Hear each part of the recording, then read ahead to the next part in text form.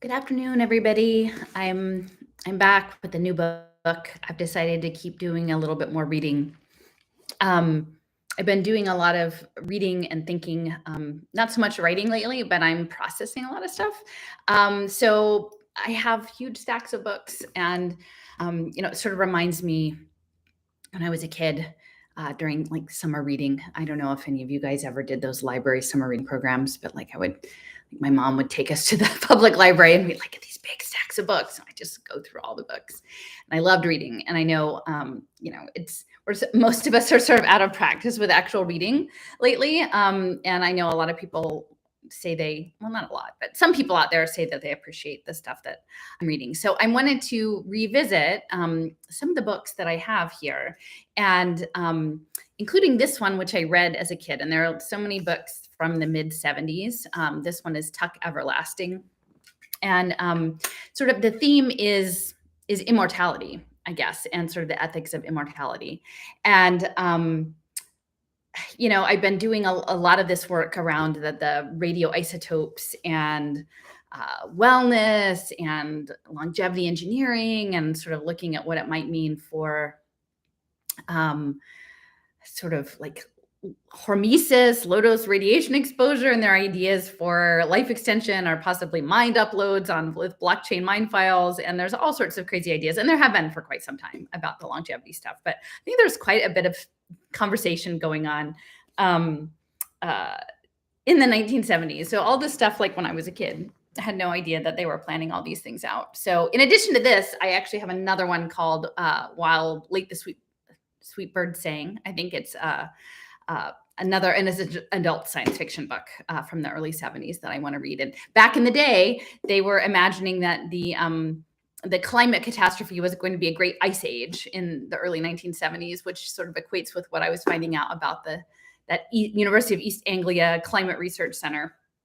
So anyway, I just thought I'm going to start to read Tuck Everlasting. And the reason I wanted to start today is I got an unexpected invitation from someone who is actually staying in the Shenandoah Valley. And it turns out that this sort of vicinity is part of, that whole valley is underlined by these limestone caves and sort of sacred mineral springs with some interesting backstories. And so I was thinking, the stories about springs and healing springs and water and longevity and immortality are kind of interesting. So I'm going to start out with Tuck Everlasting, and it's not super long. So I'm planning to leave early next week. So maybe if I just read a little bit every day, we'll get through it before I go. And this is the 40th anniversary edition. So I'm just going to go ahead and read it from the very beginning, including the foreword by Gregory Maguire. And I haven't looked up Gregory Maguire, so I'm not sure who he is, like why he got picked to do the foreword, but I'm going to start there with that. So Tuck Everlasting by Natalie Babbitt, and it was originally published in 1975. So, and this edition, I guess, is 2015.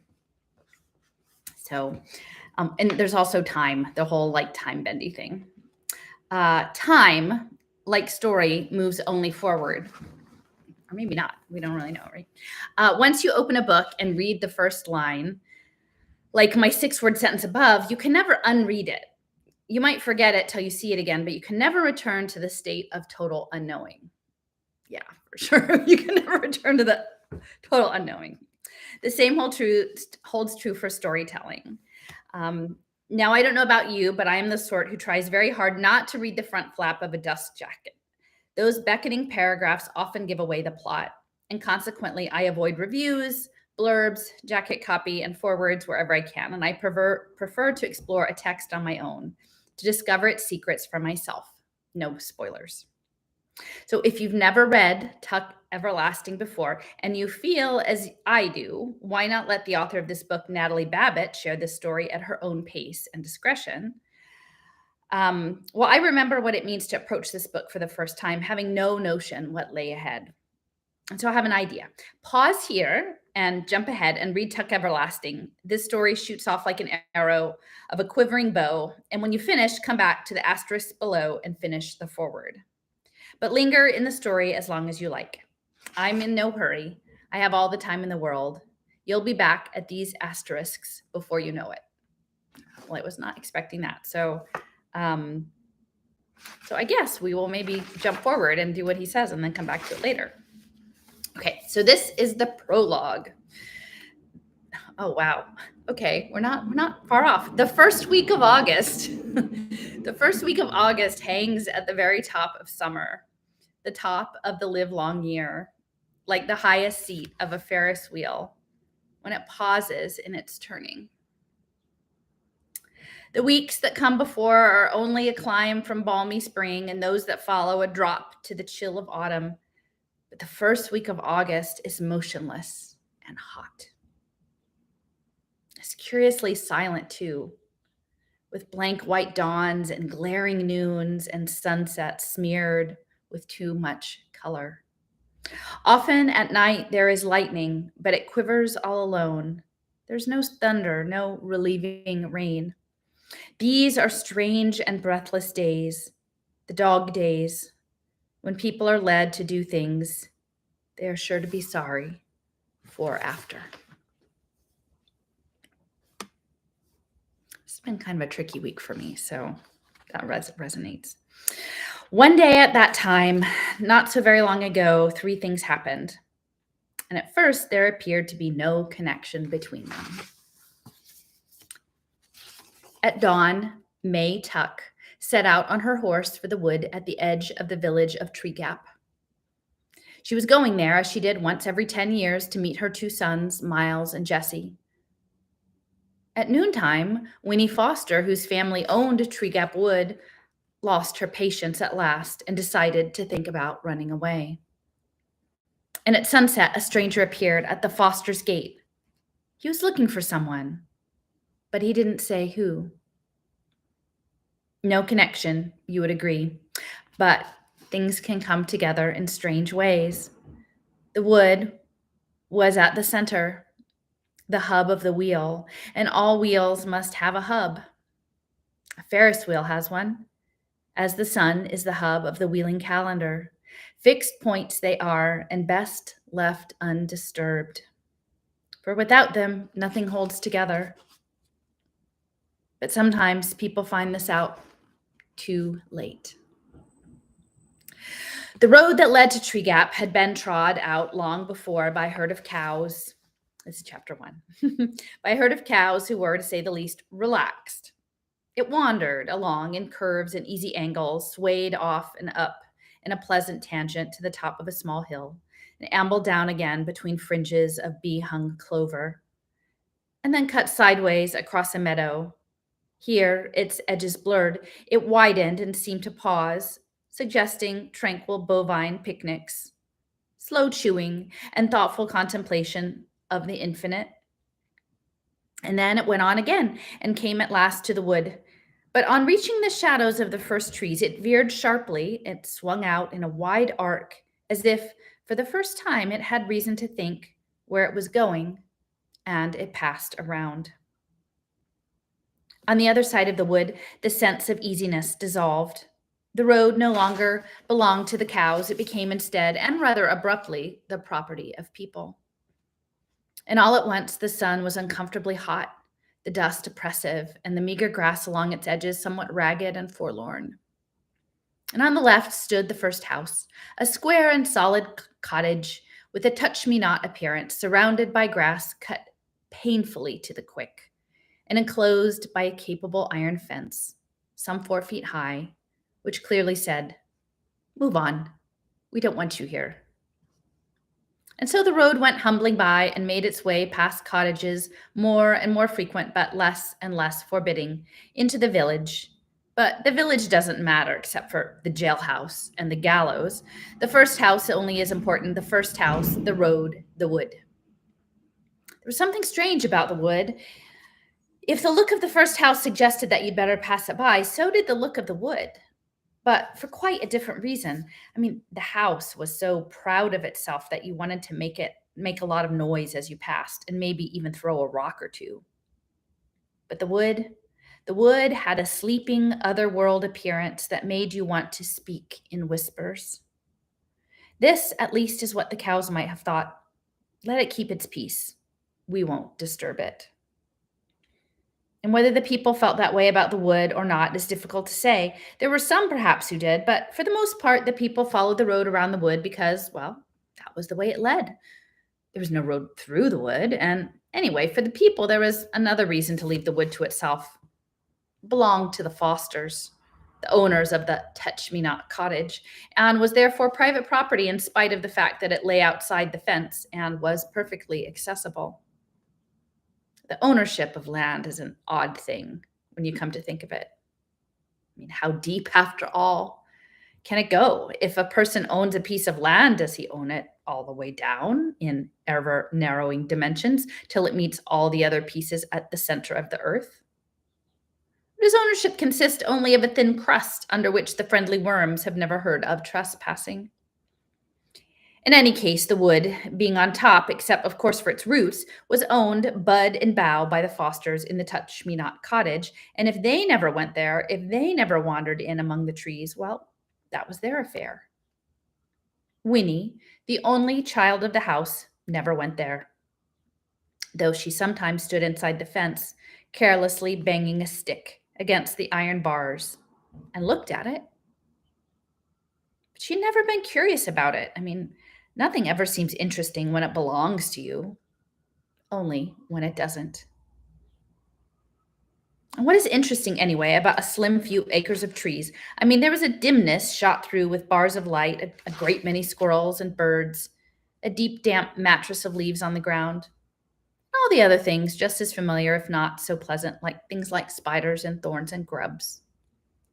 And in the end, however, it was the cows who were responsible for the wood's isolation, and the cows, through some wisdom they were not wise enough to know they possessed, were very, very wise indeed. If they had made the road through the wood instead of around it, then the people would have followed the road, and the people would have noticed the giant ash tree at the center of the wood, and then in time they'd have noticed the little spring bubbling up among its roots, in spite of the pebbles piled there to conceal it, and that would have been a disaster so immense that this very weary old earth, owned or not to its fiery core, would have trembled on its axis like a beetle on a pin. Chapter 2.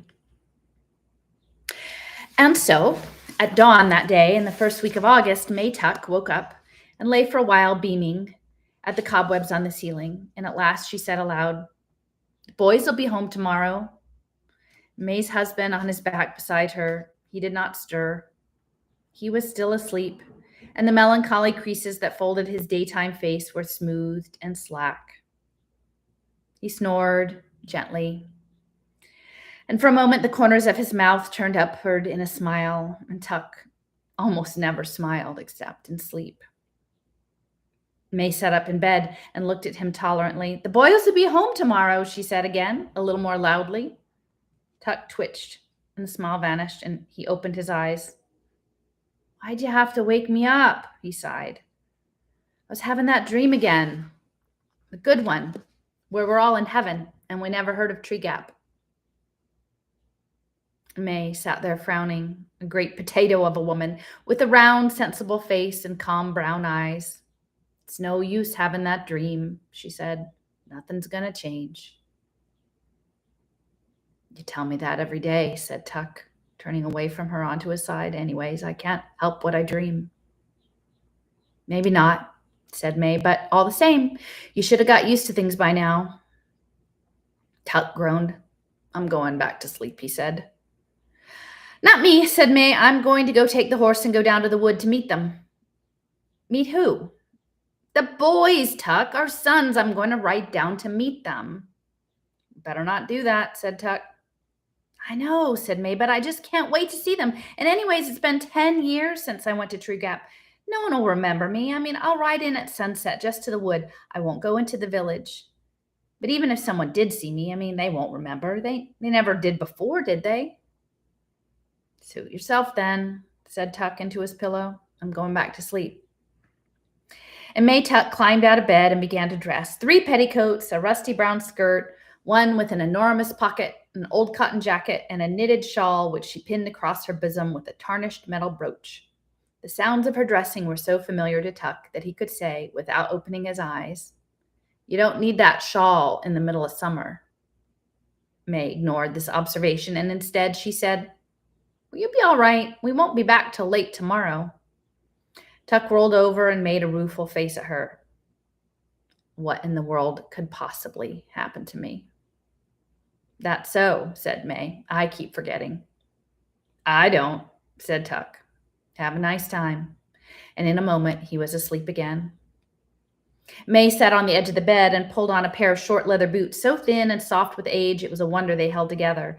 And then she stood and took from the washstand beside the bed a little square-shaped object, a music box, painted with roses and lilies of the valley.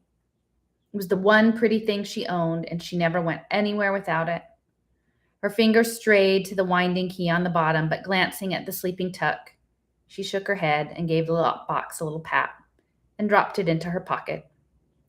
And then, last of all, she pulled down over her ears a blue straw hat with a drooping, exhausted brim. But before she put on the hat, she brushed her gray-brown hair and she wound it in a bun at the back of her neck. She did this quickly and skillfully, without a single glance in the mirror. May Tuck didn't need a mirror, though she had one propped up on the washstand. She knew very well what she would see in it. Her reflection had long since ceased to be of interest to her. For May Tuck and her husband, and Miles and Jessie too, had all looked exactly the same for 87 years.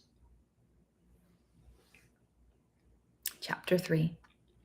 At noon of that same day, in the first week of August, Winnie Foster sat on a bristly grass just inside the fence and said to the large toad, who was squatting a few yards away across the road, "I will, though. You'll see, maybe even first thing tomorrow while everyone's still asleep." It was hard to know whether the toad was listening or not. Certainly, Winnie had given it a good reason to ignore her. She had come out to the fence very cross, very near the boiling point, on a day that was itself near to boiling, and she had noticed the toad at once. It was the only living thing in sight except for a stationary cloud of hysterical gnats suspended in the heat above the road. Winnie had found some pebbles at the base of the fence and, for lack of any other way to show how she felt, had flung one at the toad. It missed altogether, as she'd fully intended it should, but she made a game of it anyway, tossing pebbles at such an angle that they passed through the gnat cloud on the way to the toad. The gnats were too frantic to notice these intrusions, however, and since every pebble missed its final mark, the toad continued to squat and grimace without so much as a twitch. Possibly it felt resentful, or perhaps it was only asleep. In either case, it gave her not a glance when at last she ran out of pebbles and sat down to tell it her troubles. "Look here, Toad," she said, thrusting her arms through the bars of the fence and plucking at the weeds on the other side. "I don't think I can stand it much longer." At this moment, a window at the front of the cottage was flung open, and a thin voice, her grandmother, piped, "Winifred, don't sit on that dirty grass. You'll stain your boots and stockings." In another, firmer voice, her mother's added, "Come in now, Winnie, right away. You'll get heat stroke out there on a day like this, and your lunch is ready." "See," Winnie said to the toad, "that's just what I mean. It's like that every minute. If I had a sister or a brother, there'd be someone else for them to watch. But as it is, there's only me. And I'm tired of being looked at all the time. I want to be by myself for a change." Now, I think I'm just going to interject here. This sentiment, imagine that what's watching isn't a mom or a grandmother, but it's the ubiquitous computer, and you just want to be alone. That's what I think about when I'm reading this now, 40 years later. She leaned her forehead against the bars, and after a short silence, she went on in a thoughtful tone. "I'm not exactly sure what I do, but something interesting, something that's all mine, something that would make some kind of a difference in the world. It would be nice to have a new name to start with, one that's not all worn out from being called so much." And I might even decide to have a pet, maybe a big old toad like you that I could keep in a nice cage with lots of grass. And at this, the toad stirred and blinked, and it gave a heave of muscles and plopped its heavy mud ball of a body a few inches farther away from her. No, I suppose you're right, said Winnie. Then you'd just be the way I am now, and why should you have to be cooped up in a cage too? It'd be better if I could be like you, out in the open and making up my own mind. Do you know they've hardly ever let me out of this yard all by myself? I've never been able to do anything important, and if I stay in here like this, I expect I had better run away. And she paused and peered anxiously at the toad to see how it would receive this staggering idea. But it showed no signs of interest. You think I don't care, don't you? She said accusingly. I will, though. You'll see. Maybe even first thing in the morning while everyone's still asleep. Winnie, came the firm voice from the window. All right, I'm coming, she cried, exasperated, and added quickly, I'll be right there, Mama. And she stood up, brushing at her legs where bits of itchy grass clung to her stockings. And the toad, as if it knew that their interview was over, stirred up, bunched up, and bounced itself clumsily off toward the wood. And Winnie watched it go. Hop away, Toad, she called after it. You'll see.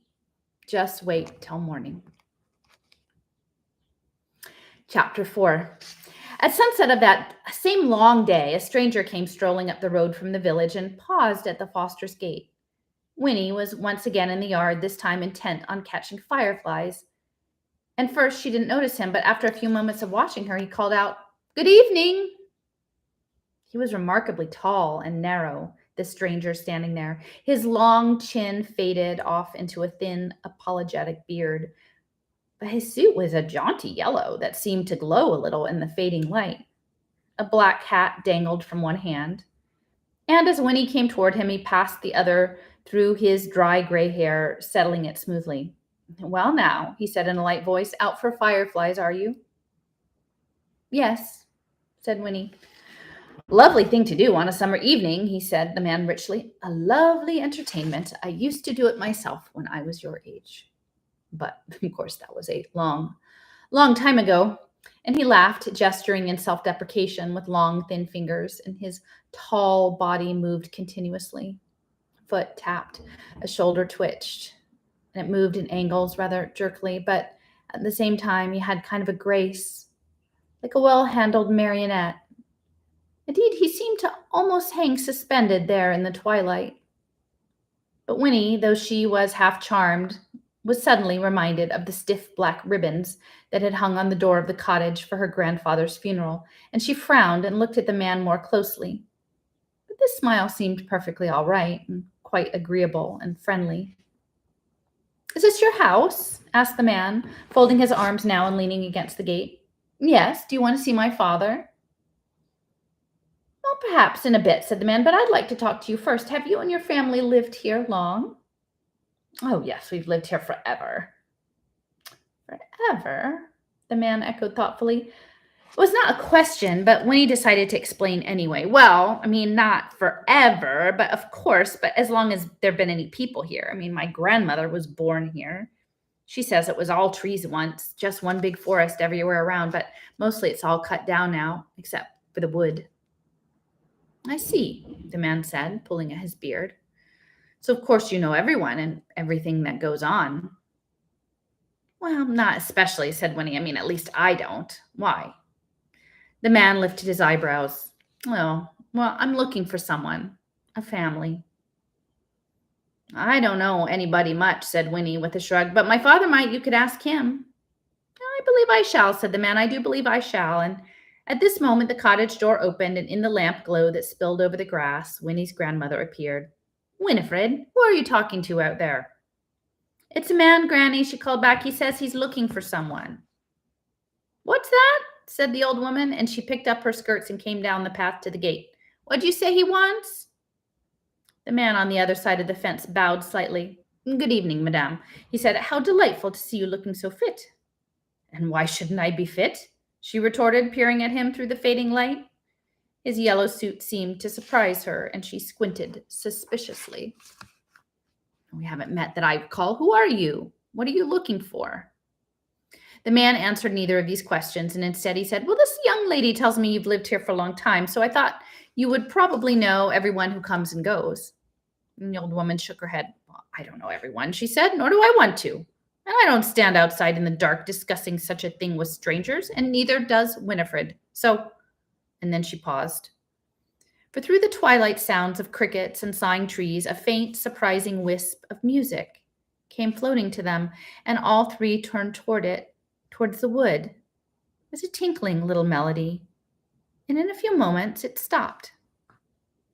"My stars," said Winifred's grandmother, her eyes round. "I do believe it's come again, after all these years." And she pressed her wrinkled hands together, forgetting the man in the yellow suit. "Did you hear that, Winifred? That's the sound of elf music I told you about. Well, it's been ages since I heard it last. And this is the first time you've ever heard it, isn't it? Wait till we tell your father." And then she seized Winnie's hand and turned to go back to the cottage. "Wait," said the man at the gate. He had stiffened. His voice was eager. "You've heard that music before, you say?" But before he could get an answer, it began again, and they all stopped to listen. And this time it tinkled its way faintly through the little melody 3 times before it faded. "Nonsense. Sounds like a music box," said Winnie when it was over. "Nonsense. It's the elves," crowed her grandmother excitedly. And then she said to the man at the gate, "You'll have to excuse us now." And she shook the gate latch under his nose to make sure it was locked. And then, taking Winnie by the hand once more, she marched up the path into the cottage, shutting the door firmly behind her. The man in the yellow suit stood tapping his foot in the road for a long time, all alone, looking at the wood, and the last stains of sunset had melted away, and the twilight died too. And as he stood there, though its remnants clung reluctantly to everything that was pale in color, pebbles, the dusty road, the figure of the man himself, turning them blue and blurry. And then the moon rose, and the man came to himself, and he sighed.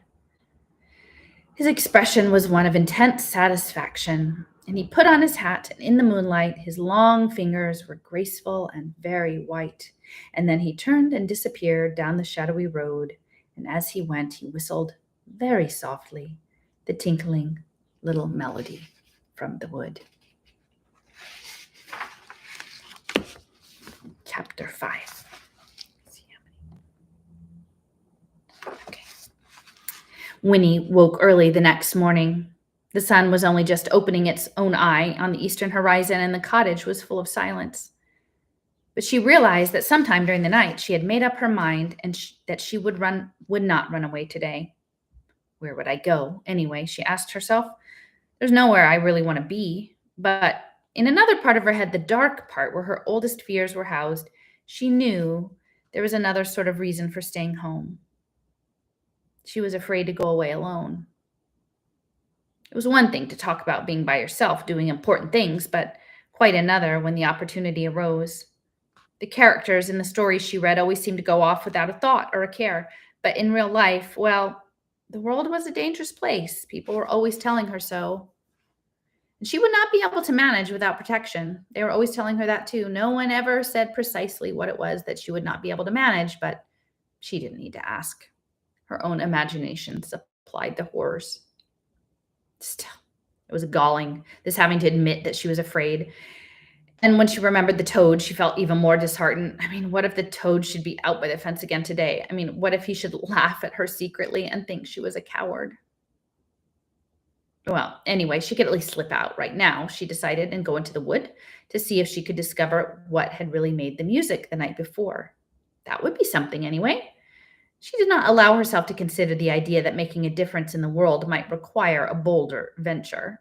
She merely told herself consolingly, "Of course, while I'm in the wood, if I decide never to come back, well, that will be that."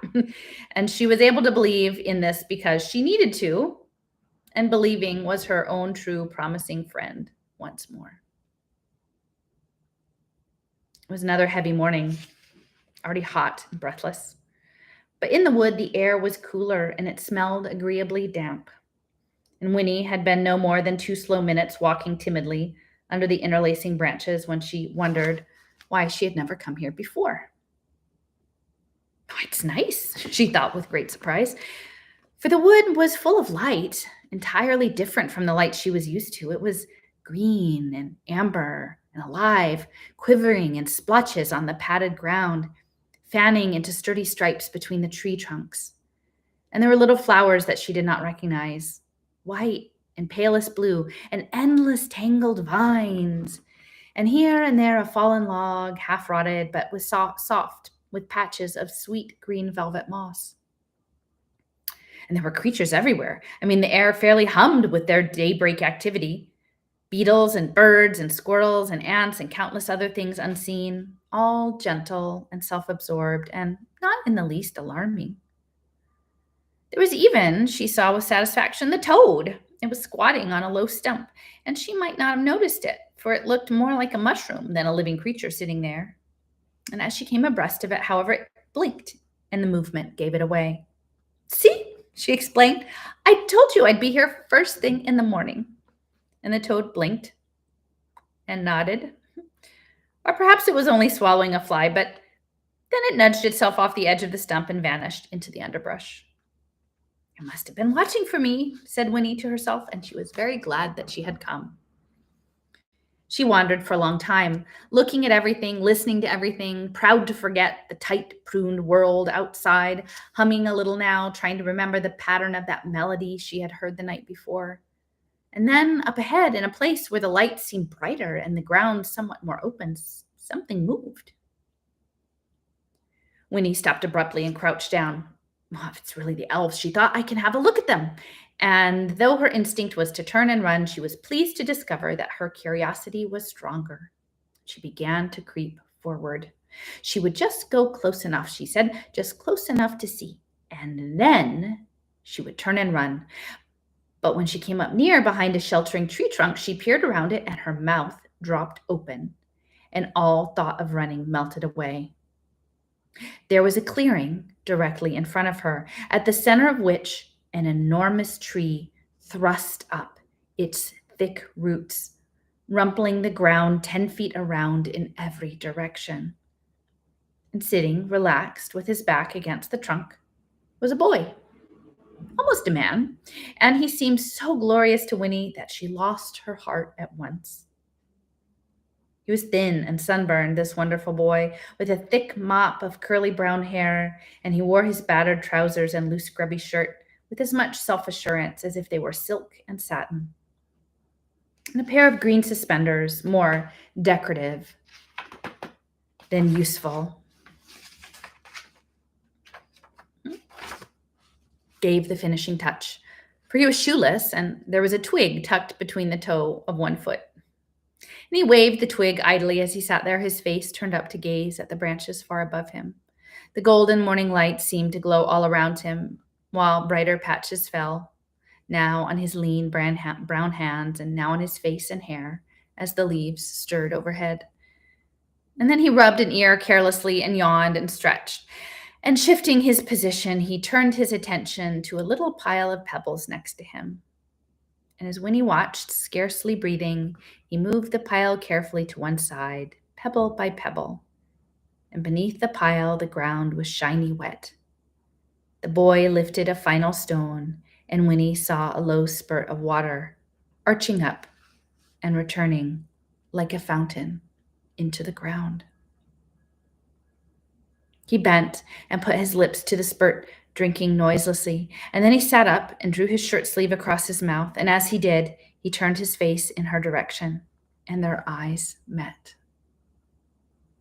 And for a long time, they looked at each other in silence. The boy, with his arm still raised to his mouth, neither of them moved, and at last his arm fell to his side. "You may as well come out," he frowned. And Winnie stood up, embarrassed, and because of that, resentful. "I didn't mean to watch you," she protested as she stepped into the clearing. I didn't know anyone would be here." The boy eyed her as she came forward. "What are you doing here?" he asked her sternly. "Well, it's my wood," said Winnie, surprised by the question. "I could come here whenever I want to, and at least I was never here before, but I could have come any time." "Oh," said the boy, relaxing a little, "you're one of the Fosters then." Well, I'm Winnie, she said. Who are you? I'm Jessie Tuck, he answered. How do? And he put out a hand. And Winnie took his hand, staring at him. He was even more beautiful up close. Do you live nearby? She managed at last, letting go of his hand reluctantly. I never saw you before. Do you come here a lot? No one's supposed to. It's our wood. And then she added quickly, it's all right, though. I mean, if you come here, it's all right with me. The boy grinned. No, I don't live nearby. And no, I don't come here often, just passing through. And thanks. I'm glad it's all right with you. Well, that's good, said Winnie irrelevantly. She stepped back and sat down primly a short distance from him. How old are you anyway? She said, squinting at him. And there was a pause. At last he said, why do you want to know? I just wondered, said Winnie. All right. I'm 104 years old, he told her solemnly. No, really, she protested. Well, then, if you really must know, I'm 17. That's right. Oh, when he said hopelessly, 17, that's old. You have no idea, he agreed with a nod. And Winnie had the feeling he was laughing at her, but decided it was a nice kind of laughing. Are you married? She asked next. This time he laughed out loud. No, I'm not married. Are you? Now it was Winnie's turn to laugh. Of course not. I'm only 10, but I'll be 11 pretty soon. And then you'll get married, he suggested. And Winnie laughed, her head on one side, admiring him. And then she pointed to the spurt of water. Is that good to drink? She asked. I'm thirsty. Jessie Tuck's face was instantly serious. Oh, that. No, it's not, he said quickly. You mustn't drink from it. Comes right up out of the ground, probably pretty dirty, and he began to pile pebbles over it again. But you drank some, Winnie reminded him. Oh, did you see that? He looked at her anxiously. Well, me, I'll drink anything. I'm used to it. It wouldn't be good for you, though. Why not? Said Winnie. She stood up. It's mine anyway. If it's in the wood, I want some. I'm about as dry as dust. And she went to where he sat and knelt down beside the pebbles. Believe me, Winnie Foster, said Jessie, it would be terrible for you if you drank any of this water. Just terrible. I can't let you. Well, I still don't see why not, said Winnie plaintively. I'm getting thirstier every minute. If it didn't hurt you, it won't hurt me. If my papa was here, he'd let me have some. You're not going to tell him about it, are you? Said Jessie. His face had gone very pale under the sunburn. He stood up and put a bare foot firmly on the pile of pebbles. I knew this was going to happen sooner or later, and now what am I going to do? And as he said this, there was a crashing sound among the trees, and a voice called, Jessie! Thank goodness, said Jessie, blowing out his cheeks in relief. Here comes Ma and Miles. They'll know what to do. And sure enough, a big, comfortable-looking woman appeared, leading an old fat horse, and at her side was a young man almost as beautiful as Jessie. It was May Tuck and her other son, Jessie's older brother. And at once, when she saw the two of them, Jessie with his foot on the pile of pebbles and Winnie on her knees beside him, she seemed to understand. And her hand flew to her bosom, grasping at the old brooch that fastened her shawl, and her face went bleak. Well, boys, she said, here it is. The worst is happening at last. Chapter 6. Afterward, when she thought about it, it seemed to Winnie that the next few minutes were only a blur. First, she was kneeling on the ground, insisting on a drink from the spring, and the next thing she knew, she was seized and swung through the air, open-mouthed, and found herself straddling and bouncing the back of the old fat horse, with Miles and Jessie trotting along either side, while May ran puffing ahead, dragging on the bridle. Winnie had often been haunted by visions of what it would be like to be kidnapped. But none of her visions had been like this, with her kidnappers just as alarmed as she was herself. She had always pictured a troop of burly men with long black mustaches who would tumble her into a blanket and bear her off like a sack of potatoes while she pleaded for mercy. But instead, it was they, May, Tuck, and Miles and Jessie, who were pleading, please, child, dear child, don't be scared. This was May trying to run and call back over her shoulder. We wouldn't harm you for the world. If you yelled or anything, this was Jessie, someone might have heard you, and that's just too risky. And Miles said, we'll explain, soon as we're far enough away. Winnie herself was speechless. She clung to the saddle and gave up to the astonishing fact that, although her heart was pounding and her backbone felt like a pipe full of cold running water, her head was fiercely calm. Disconnected thoughts presented themselves one by one as they had been waiting their turn in line. So, this is what it's like to ride on a horse. I was going to run away today anyway. What will they say when I'm not there for breakfast? I wish the toad could see me now that this woman is worried about me. Miles is taller than Jessie. I'd better duck if I don't want this next branch to knock me off. And they had come to the edge of the wood now, with no sign of slowing their rapid jog. The wood, where it angled across the meadow, was just ahead, dazzling white in the open sunlight. And there, standing on the road, was the man from the night before, the man in the yellow suit, his black hat on his head.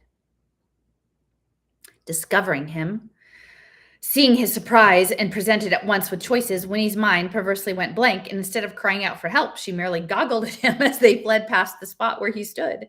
And Maytok was the only one who spoke, and the most she could offer was, "Teaching our little girl how to ride." And only then did it come to Winnie that she ought to shout and wave her arms or do something. But the man had fallen away behind him at that time, and she was afraid to let go of the saddle, afraid to turn around lest she fall off the horse.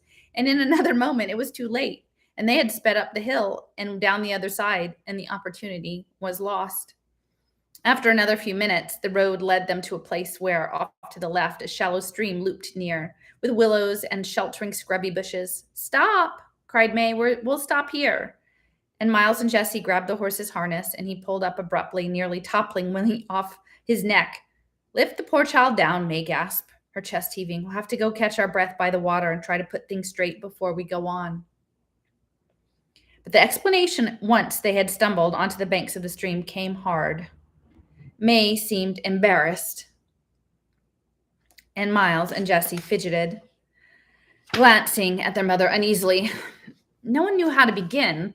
For her part, Winnie, now that the running was over, began to comprehend what was happening, and with the comprehension, her throat closed and her mouth went dry as paper.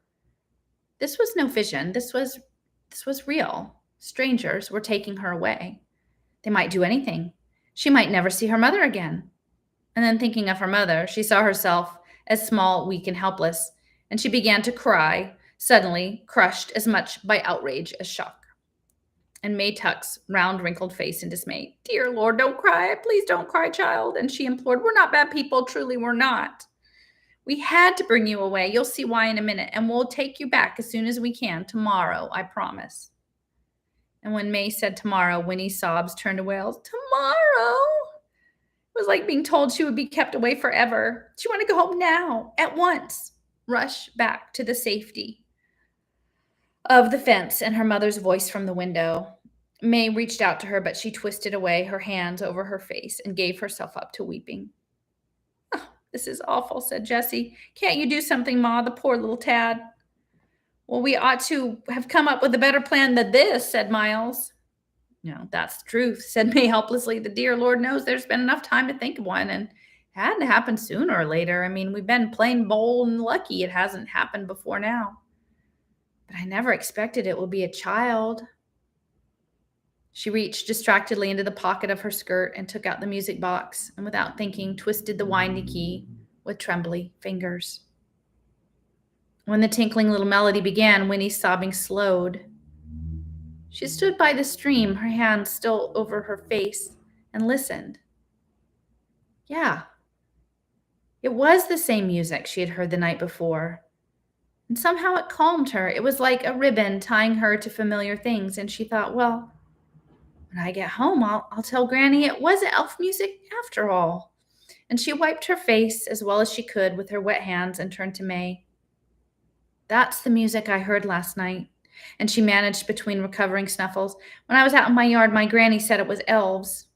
"Oh, dear me, no," said May, peering at her hopefully. "It's only my music box. I didn't suppose anybody could hear it."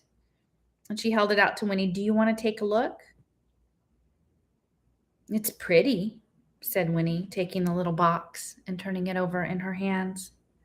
The windy key was still revolving, but more and more slowly. The melody faltered. Another few wildly spaced notes blinked, and then it stopped. "Wind it up if you want to," said May, "clockwise." And Winnie turned the key, and it clicked faintly. And then, after several more turns, the music began to play again, brisk from its fresh winding and merry. No one who owned a thing like this could be too disagreeable. And Winnie examined the painted roses and the lilies of the valley and smiled in spite of herself. It's pretty, she repeated, handing it back to May. And the music box had relaxed them all. And Miles dragged a handkerchief from a back pocket and mopped to his face, and May sank down heavily on a rock, pulling off the blue straw hat and fanning herself with it. Look here, Winnie Foster, said Jessie. We're friends. We really are, but you gotta help us. Come sit down, and we'll try to tell you why. Chapter 7. It was the strangest story Winnie had ever heard. She soon suspected that they had never told it before except to each other, and that this was she was their first real audience.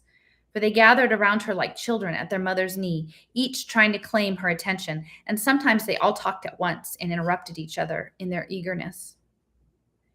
87 years before, the Tucks had come from a long way to the east, looking for a place to settle. And in those days, the wood was not a wood, it was just a forest. Just as her grandmother had said, a forest that went on, and they had thought that they would start a farm as soon as they came to the end of the trees, but the trees never seemed to end. And when they came to the part that was now the wood, and they turned from the trail to find a camping place, it happened on a spring. It was real nice, said Jessie with a sigh. Looked just the way it does now. Clearing, lots of sunshine, that big tree with all those knobby roots, and we stopped, and everyone took a drink, even the horse. No, said May, the cat didn't drink. That's important. Yes, said Miles, don't leave that part out. We all had a drink except for the cat. Okay, well, anyway, Jessie wanted. And the water, it tasted sort of strange, but we camped there overnight, and Pa carved a T on the trunk to mark where we'd been. And then we went on. And they had come out of the forest at last, many miles to the west, and they had found a thinly populated valley, and they had started their farm. And we put up a house for Ma and Pa, and a little shack for Jessie and me, and we figured we'd be starting families of our own pretty soon, and we would want our own houses. And that was the first time we figured out there was something peculiar, said May. Jessie fell out of the tree, and well, I was way up in the middle, Jessie interrupted, trying to saw off some of those big branches before we cut her down. And, well, I lost my balance and I fell. He landed plumb on his head, said May with a shudder. We thought for sure he'd broke his neck. But we come to find out it didn't hurt him a bit. And not long after, Miles went on, some hunters came by one day at sunset. And the horse was out grazing by some trees and they shot him. Mistook him for a deer, they said. Can you fancy that? But the thing is, they didn't kill him. The bullet went right on through, just didn't hardly even leave a mark. And then Pa got snake bite. And Jessie ate the poison toadstools. And I cut myself, said May, remember, slicing bread.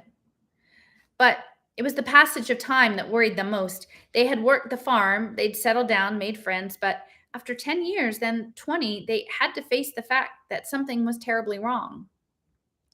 None of them were getting any older. Yeah, I was more than 40 by then, said Miles sadly. I was married. I had 2 children.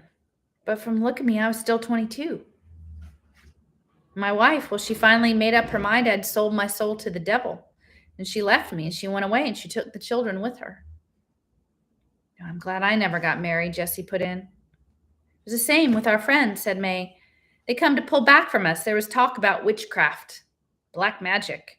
Well, you can hardly blame them, but finally we had to leave the farm. We didn't know where we go. We started back the way we come going, just wandering. We was like gypsies, and we got this far. It had changed a lot, of course. I mean, a lot of the trees were gone.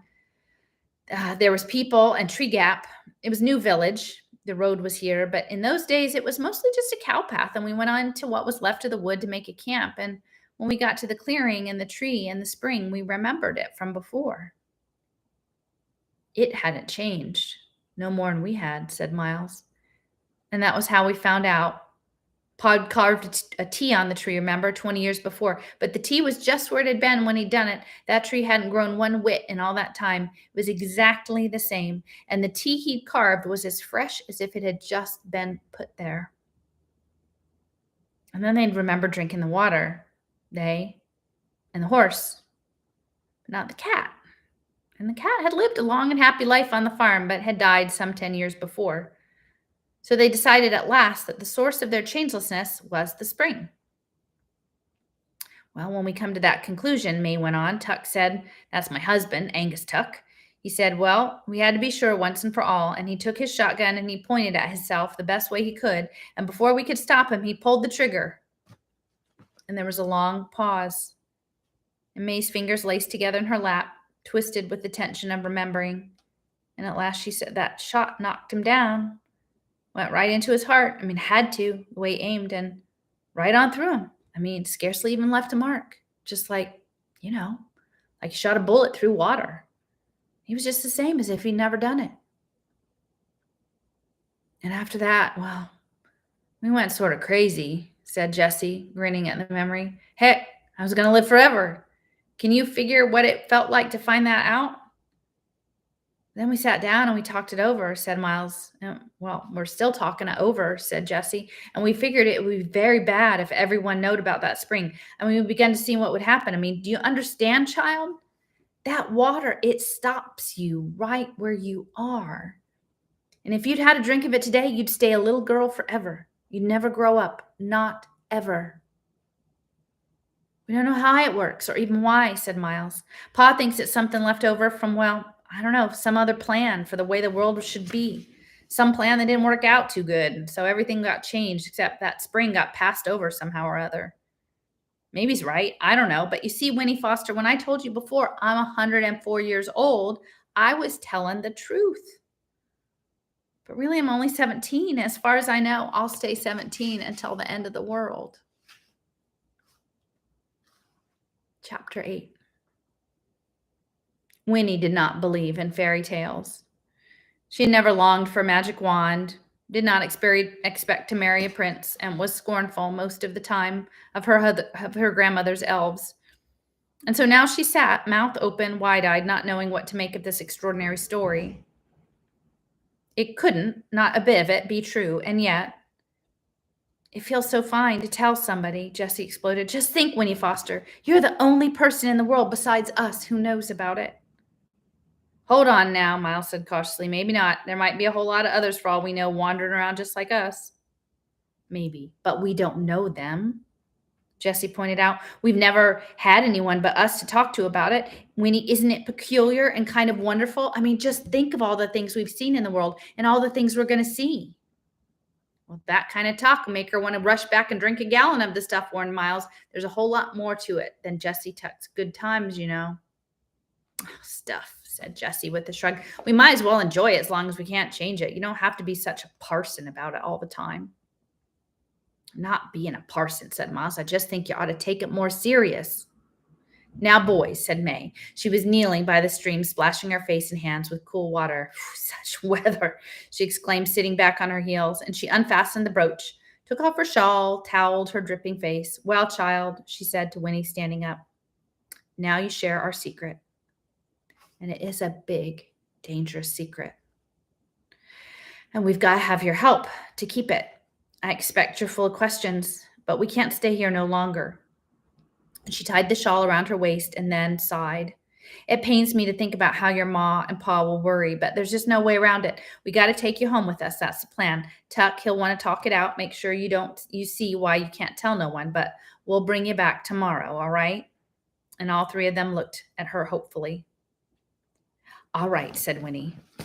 For she decided there wasn't any choice. She would have to go. They would probably make her go anyway, no matter what she said. But she felt there was nothing to be afraid of, not really. But they seemed gentle. Gentle and in a strange way, childlike. They made her feel old. And the way they spoke to her, the way they looked at her, it made her feel special and important. It was like a warm spreading feeling, entirely new, and she liked it. In spite of their story, she liked them too, especially Jessie. But it was Miles who took her hand and said, "It's really fine to have you along, even if it's only for a day or two." And then Jesse gave her a great whoop and leapt into the stream, splashing mightily. "What'd you bring for breakfast, Ma?" he cried. "We can eat on the way, can't we? I'm starving." And so, with the sun riding high, now in the sky, they started off again, noisy in the August stillness, eating bread and cheese. And Jessie sang funny old songs in a loud voice and swung like a monkey from the branches, showing off shamefully for Winnie, calling to her, "Hey, Winnie Foster, watch me, look what I can do." And Winnie, laughing at him, lost the last of her alarm. They were friends, her friends. And she was running away after all, but she was not alone. And closing the gate on her oldest fears, she had closed the gate on her own fenced yard. And she discovered the wings she had always wished she had. And all at once, she was elated. I mean, where were the terrors she'd been told she should expect? She could not recognize them anywhere. And the sweet earth opened out its wide four corners to her like the petals of a flower, ready to be picked.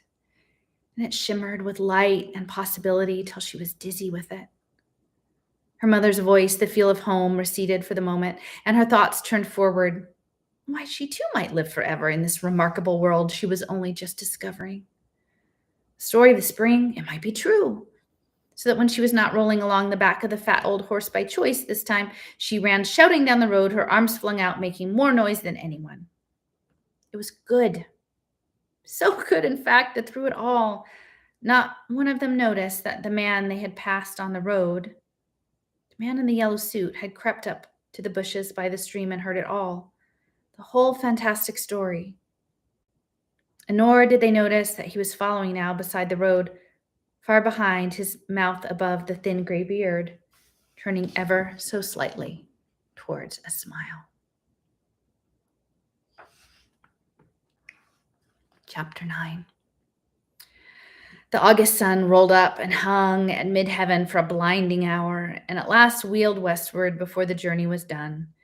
But when he was exhausted long before that, Miles carried her some of the way, and the tops of her cheeks were bright pink with sunburn, her nose a vivid comic red, but she had been rescued from a more serious broiling by May, who had finally insisted that she wear the blue straw hat. It came down far over her ears, and it gave her a clownish appearance. But the shade from its brim was so welcome that Winnie put vanity aside and dozed gracefully in Miles's strong arms, her own arms wound around his neck. The pastures, fields, and scrubby groves they crossed were vigorous with bees, and crickets leapt before them as if each step released a spring, flung them up like pebbles. But everything else was motionless, dry as biscuit, on the brink of burning, hoarding final reservoirs of sap, trying to hold out till the rain returned. And Queen Anne's lace lay dusty on the surface of the meadows, like foam on a painted sea. It was amazing then to climb a long hill, to see ahead another hill, and beyond that the deep green of scattered pine forest, and as you climbed to feel the air ease and soften. Winnie revived, sniffing, and was able to ride the horse again, perched behind May, and to her oft-repeated question, "Are we almost there?" the welcome answer came at last. Only a few more minutes now. A wide stand of dark pines rose up, loomed nearer, and suddenly Jessie was crying, "We're home! This is it, Winnie Foster!" And he and Miles raced and disappeared among the trees. The horse followed, turning onto a rutted path lumpy with roots, and it was as if they had slipped in under a giant colander. The late sun's brilliance could penetrate only in scattered glimmers, and everything was silent and untouched. The ground muffled with moss and sliding needles, and the graceful arms of the pines stretched out protectively in every direction, and it was cool, blessedly cool and green. The horse picked his way carefully, and then ahead the path dropped down a steep embankment. And beyond that, Winnie, peering around May's bulk, saw a flash of color and a dazzling sparkle. Down the embankment they swayed, and there it was, a plain, homely little house. Barn red, and below it was the last of the sun, flashing on the wrinkled surface of a tiny lake. "Oh, look!" cried Winnie. "Water!" At the same time, they heard two enormous splashes and two voices roaring with pleasure. Don't take him more than a minute to pile into that pond, said May, beaming. Well, you can't blame him in heat like this. You can go in too if you want. And then they were at the door of the little house, and Tuck was standing there. Where's the child? He demanded, for Winnie was hidden behind his wife. The boys say you brung along a real honest-to-goodness natural girl. So I did, said May, sliding off the horse. And here she is. Winnie's shyness returned at once when she saw the big man with his sad face and baggy trousers. But as he gazed at her, the pleasing feeling spread through her again, and for Tuck's head tilted to one side, his eyes went soft, and the gentlest smile in the world displaced the melancholy creases of his cheeks. And he reached up to lift her from the horse's back, and he said, There's just no words to tell you how happy I am to see you. It's the finest thing that's happened since. And he interrupted himself, setting Winnie on the ground, and turned to May. Does she know? Of course she knows, said May. That's why I brung her back, Winnie. Here's my husband. Angus Tuck. Tuck, meet Winnie Foster. How do, Winnie Foster, said Tuck, shaking Winnie's hand rather solemnly. Well, then, and he straightened and peered down at her, and Winnie, looking back into his face, saw an expression there that made her feel like an unexpected present, wrapped in pretty paper and tied with ribbons, and in spite of May's blue hat, which still enveloped her head. Well, then, Tuck repeated, seeing, I'll go on and say this is the finest thing that's happened in at least 80 years. Chapter 10. Winnie had grown up with order. She was used to it. Under the pitiless double assaults of her mother and grandmother, the cottage where she lived was always squeaking clean, mopped and swept and scoured into limp submission.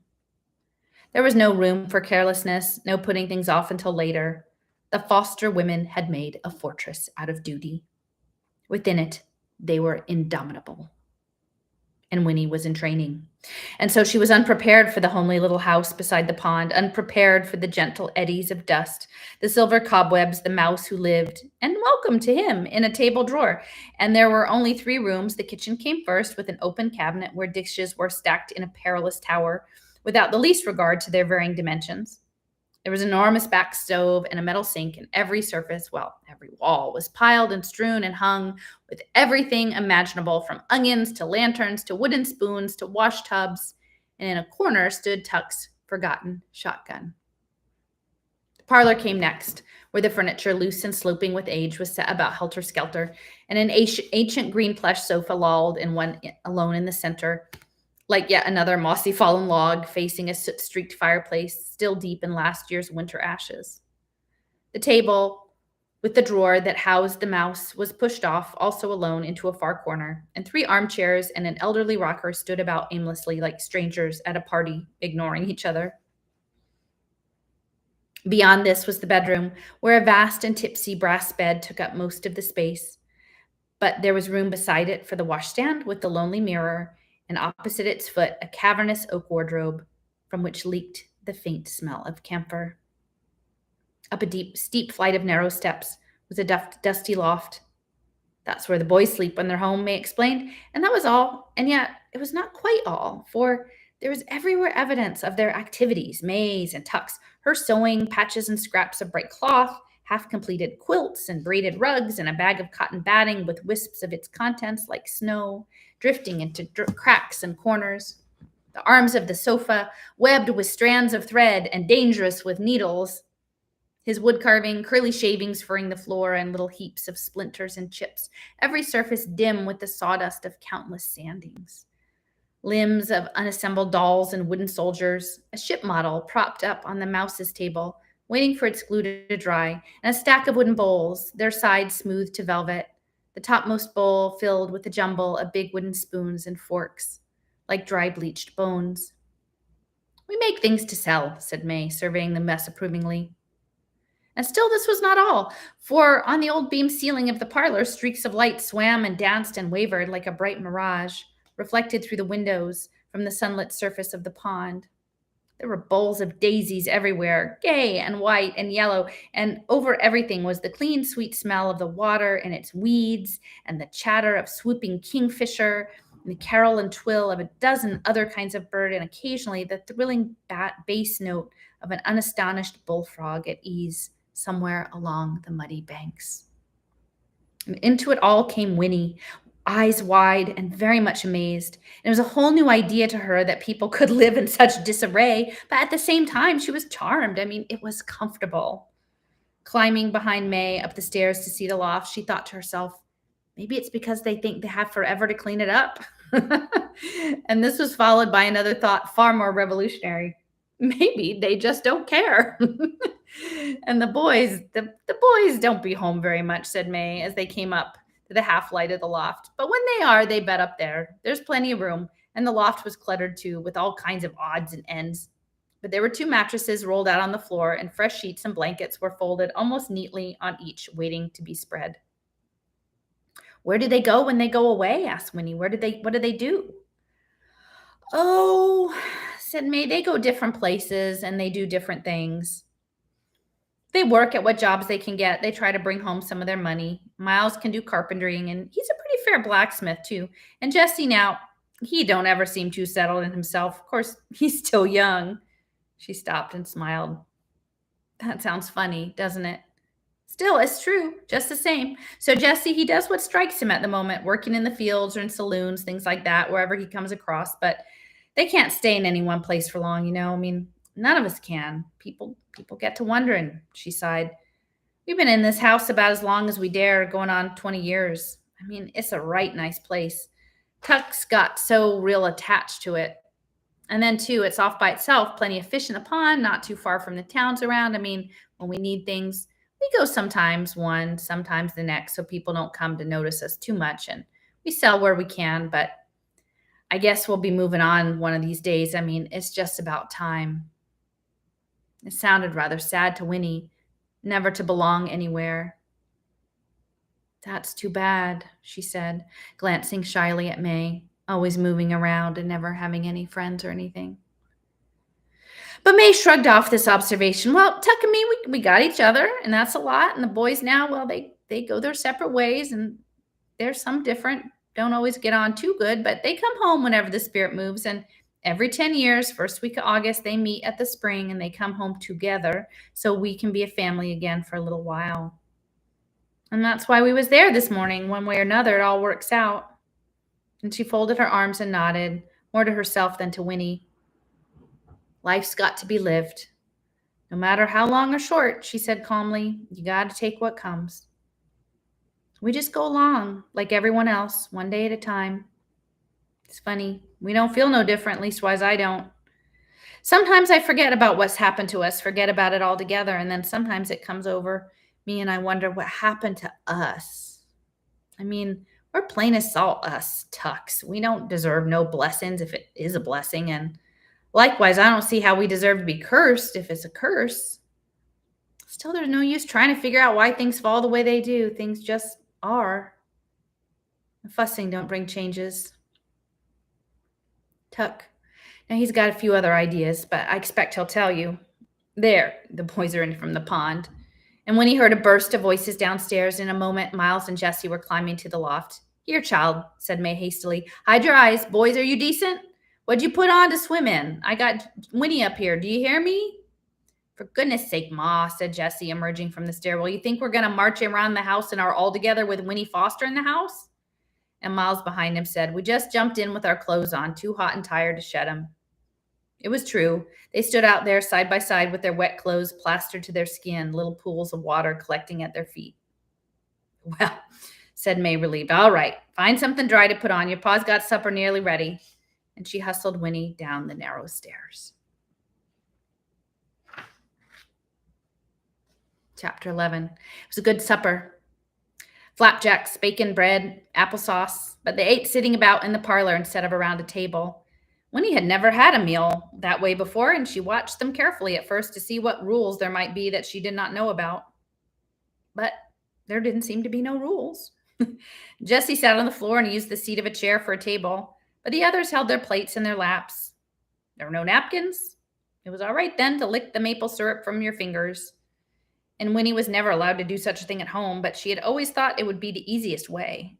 And suddenly, the meal seemed luxurious. And after a few minutes, however, it was clear to Winnie that there was at least one rule. As long as there was food to eat, there was no conversation. All four Tucks kept their eyes and their attention on the business at hand. And in the silence, given time to think, Winnie felt her elation and her thoughtlessness, pleasure, wobble, and collapse. It had been different when they were out of doors, where the world belonged to everyone and no one. Here, everything was theirs alone, everything done their way. Eating, she realized now, was a very personal thing, not something to do with strangers. Chewing was a personal thing. And yet here she was, chewing with strangers in a strange place. And she shivered a little and frowned, looking round at them. That story they had told her, why, they were crazy, she thought harshly. And they were criminals.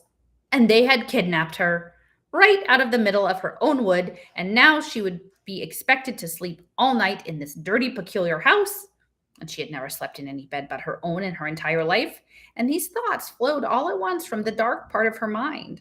And she put down her fork and said unsteadily, I want to go home.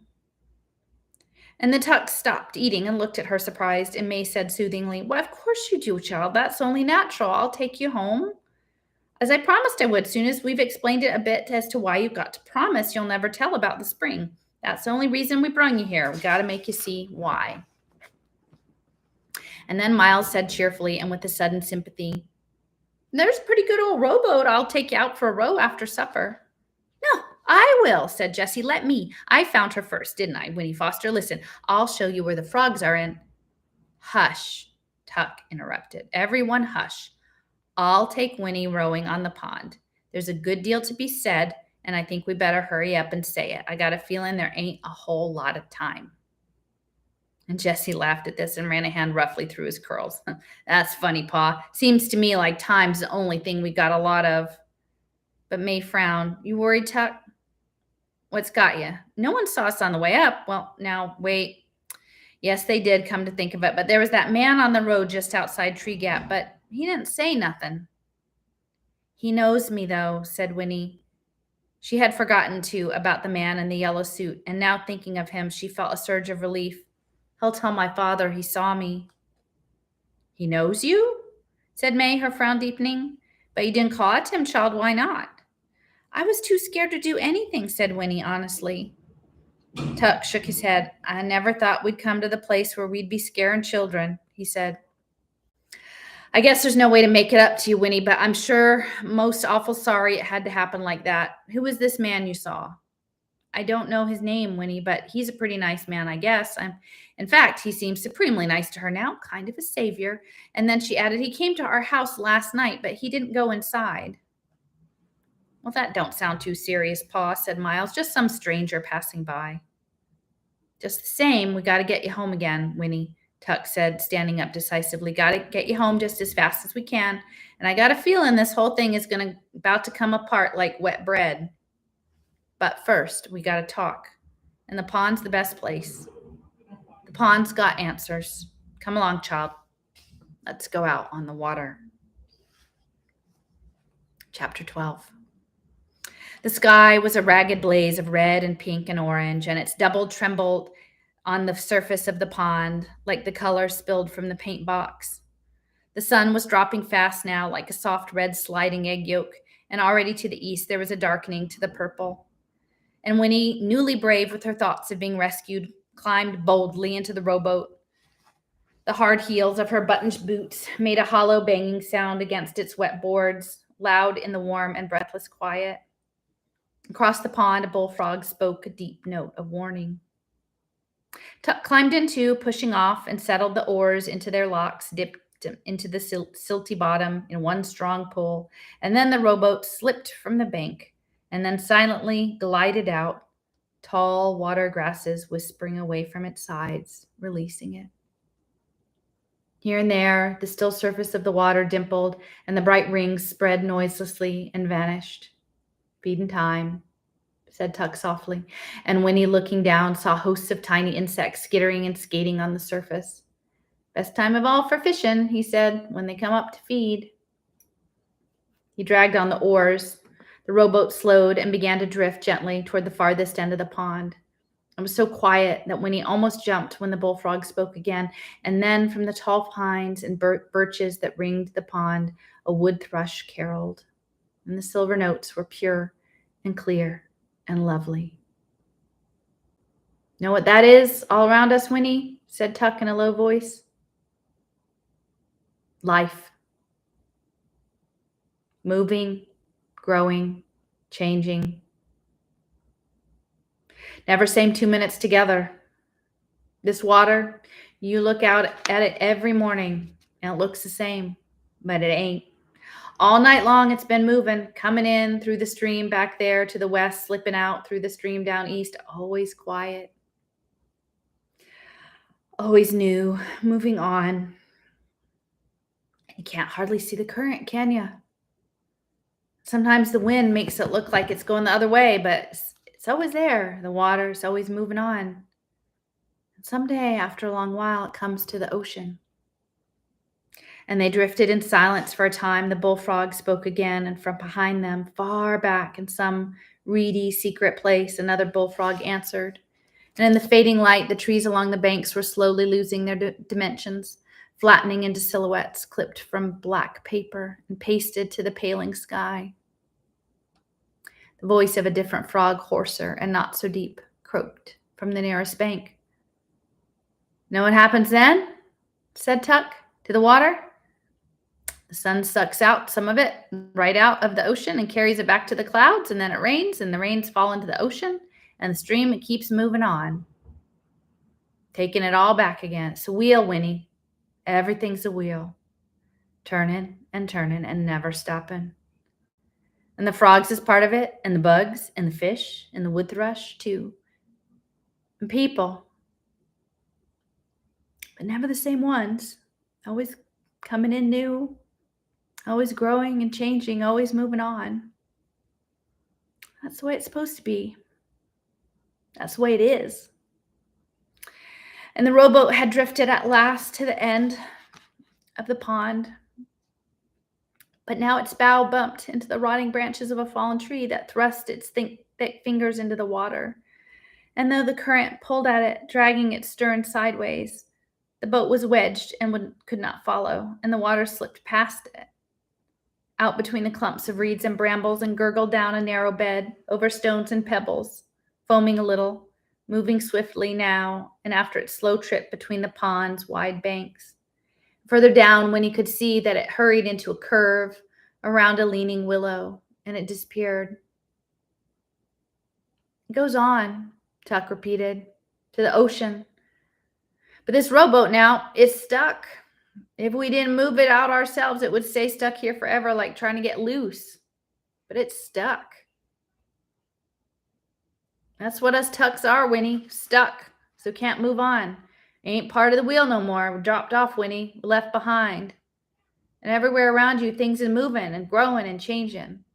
You, for instance, a child now, but someday a woman, and after that moving on to make room for the new children." And Winnie blinked, and all at once her mind was drowned with understanding of what he was saying. For even she would go out of the world willy-nilly someday. Just go out like the flame of a candle, and no use protesting. It was a certainty. But she would try very hard not to think of it, but sometimes, as now, it would be forced upon her, and she raged against it, helpless and insulted, and blurted out at last, "I don't want to die." "Nope," said Tuck calmly. "Not now. Your time's not now, but dying's part of the wheel right there next to being born. You can't pick out the pieces you like and leave the rest. It's passing us by, us Tucks. Living is heavy work, but off to one side, the way we are, it's useless too. It don't make sense. If we knowed how to climb back on the wheel, I'd do it in a minute. You can't have living without dying. You can't call it living, what we got here. We just are. We just be. Like the rocks beside the road." And Tuck's voice was rough now, and Winnie, amazed, sat rigid. No one had ever talked to her of things like this before. "I want to grow again," he said fiercely, "and change. And if that means I got to move on At the end of it, well, then I want that too. Listen, Winnie, it's something you don't find out how you feel until afterwards. And if people knowed about the spring down there in Tree Gap, they'd all come running like pigs to slops and they'd trample each other, trying to get some of that water. And that'd be bad enough. But afterwards, can you imagine? All the little ones, little forever, all the old ones, old forever. Can you picture what that means? Forever. The wheel would keep going round and the water rolling by to the ocean, but the people would have turned into nothing but rocks by the side of the road because they wouldn't know till after. And then it would be too late. And he peered at her, and when he saw that his face was pinched with the effort of explaining, "Do you see now, child? Do you understand? Oh, Lord, I just got to make you understand." And there was a long moment of silence, and Winnie, struggling with the anguish of all these things, could only sit hunched and numb, the sound of the water rolling in her ears, and it was black and silky now. It lapped at the sides of the rowboat and hurried around them into the stream. And then, down the length of the pond, a voice rang out.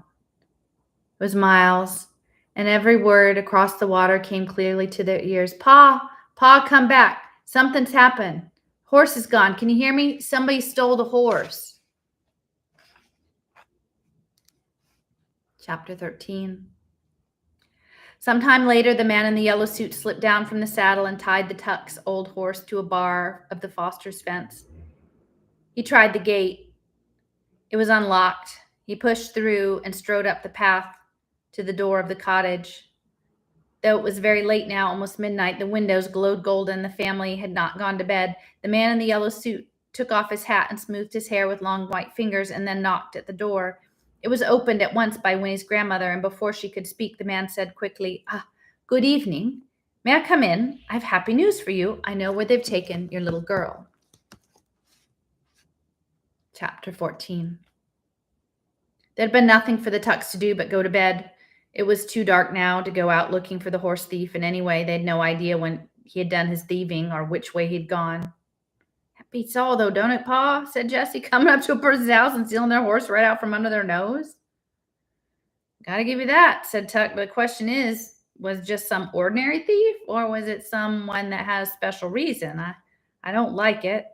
I got a bad feeling about the whole thing." "Hush now, Tuck," said May. She was spreading a quilt on the old sofa, making it into a bed for Winnie. "You're too much of a worrier. There's nothing we can do about it now, so there's no sense fussing. I mean, you got no reason to think there's anything peculiar about it. Come on, we'll get a good night's sleep and figure out in the morning when we're fresh. Boys, you go and don't get talking. You'll keep us all awake. And Winnie, child, you bed down too. You'll sleep first rate on the sofa here." But Winnie didn't sleep at all. Not for a long, long time. The cushions of the sofa were remarkably lumpy. It smelled like old newspaper. And the chair pad May had given her for a pillow was thin and hard and rough under her cheek. But far worse than this was the fact that she was still in her clothes, for she had firmly refused the offer of May's spare nightgown with all its seemingly miles of faded cotton flannel. Only her own nightgown would do, and the regular bedtime routine without them, while she was painfully lonely for home. And her joy on the road that morning had completely disappeared. The wide world shrank, and her oldest fears rolled freely into her consciousness. It was unbelievable that she should be in this place. It was an outrage. But she was helpless to do anything about it, helpless to control it, and exhausted by the conversation in the rowboat. Was it true? Could they really never die, these Tucks? It had evidently not occurred to them that she might not believe it. They were only concerned that she keep the secret. Well, she didn't believe it. It was nonsense, wasn't it? Well, wasn't it? Winnie's head whirled. The yellow suit was the only thing that kept her from weeping. "He's told them by now," she thought, rehearsing it. "They've been looking for me for hours, but they don't know where to look." "No, the man saw which way we were headed. Papa will find me. They're out looking for me right now." And she went over it again and again, lying wrapped in the quilt, while outside the moon rose, turning the pond to silver. And there was a hint of mist, now that the air was cooler and the frogs talked comfortably. And the crickets soon joined with their shrill rhythmic song, and in the table drawer the mouse rustled softly, enjoying the supper of flapjack crumbs May had put there for him. And at last these things were clearer in Winnie's ears than the voice of her thoughts. And she began to relax. listening to the sound-filled silence, and then just as she was drifting into sleep, she heard the soft footsteps, and May was beside her. "You're resting easy, child," she whispered. "I'm all right, thank you," said Winnie. "I'm sorry about everything," said May. "I just didn't know no other way but to bring you back with us, and I know you ain't very happy for you here, but, well, anyway, did you have a good talk with Tuck?" "I guess so," said Winnie. "That's good. Well, I'm going back to bed. You get some good sleep." "All right," said Winnie. But May still lingered. "We've been alone so long," she said at last. "I guess we don't know how to do with visitors, but still in all, it's a good feeling you being here with us, and I wish you was ours." And she put out an awkward hand and touched Winnie's hair. "Well," she said, "good night." Tuck came to a little later to peer down at her anxiously. He was wearing a long, thin nightshirt, and his hair was rumpled. "Oh," he said, "you still awake? Everything is all right?" "Yes," said Winnie. "I didn't mean to go disturbing you," he said, "but I've been laying in there thinking I ought to be setting out here with you till you went to sleep." "You don't have to do that," said Winnie, surprised and touched. I'm all right." And he looked uncertain. "Well, if you want something, will you holler? I'm just in the next room, and I'll be out here like a shot." And then he added gruffly, it's been quite a time since we had a natural growing child in this house."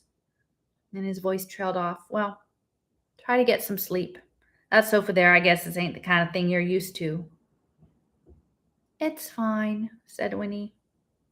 "Bed's no better, or I'd switch with you," he said. He didn't seem to know how to finish the conversation, but then he bent and kissed her quickly on the cheek and was gone. And Winnie lay with her eyes wide. She felt cared for and confused. And all at once she wondered what would happen to the Tucks when her father came. What would he do to them? She would never be able to explain how they had been with her, how they made her feel. She remembered guiltily that at supper she had decided they were criminals.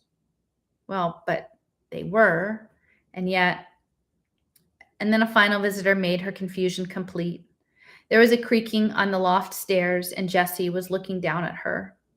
Very beautiful and eager in the faint blue moonlight. "Hey, Winnie Foster, you asleep?" And this time she sat up, pulling the quilt around her in sudden embarrassment, and answered, "No, not yet." "Well, then listen." And he knelt beside her, her curls tumbled and his eyes wide. "I've been thinking it over. Pa's right about you having to keep the secret. It's not hard to see why, but the thing is, knowing about the water already and living right next to it so's you could go out there anytime. Well, listen, how'd it be if you was to wait till you're 17, same as me? Heck, that's only 6 years off, and then you could go drink some, and then you could go away with me, and we could get married even. That would be pretty good, wouldn't it? We could even have a grand old time, go all over the world, see everything. Listen, Mom, Pa, Miles, they don't know how to enjoy it, what we got. Well, heck, Winnie, life's too good to enjoy yourself, isn't it? What else is it good for? That's what I say. And you and me, we could have a good time that never stopped. Wouldn't that be something? And once more, Winnie adored him, kneeling there beside her in the moonlight. He wasn't crazy. How could he be? He was just amazing. But she was struck dumb, and all she could do was stare at him. "You think on it, Winnie Foster," Jessie whispered earnestly. "You think on it some, and see if it don't sound good. Anyway, I'll see you in the morning, all right?" "All right," she managed to whisper in return. And he slipped away and then back up the creaking steps. But Winnie sat upright, wide awake, her cheeks burning.